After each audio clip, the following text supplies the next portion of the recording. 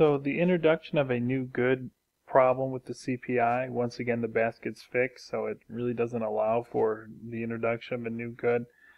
The issue with this is if you think about a scenario where you have the dollar gaining value over time, you would say then the cost of living would be falling over time, because if the dollar's gaining value, you would need fewer dollars to live off of.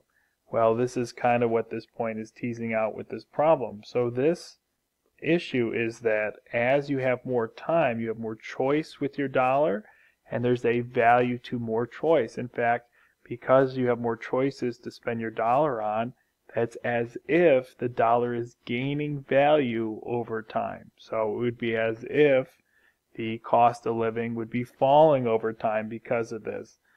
This issue is not in the CPI or taken into consideration by the CPI because the basket is fixed.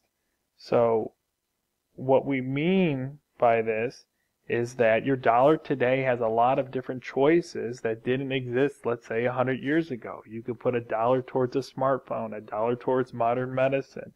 There's a value to those choices. That's why you would like dollars today compared to dollars back then. You have a lot better choices to spend them on.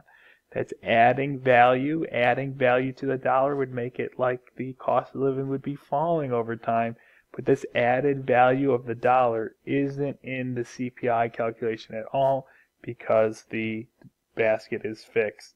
So the calculation misses this point and then also overstates the cost of living because it's not taking this point into consideration.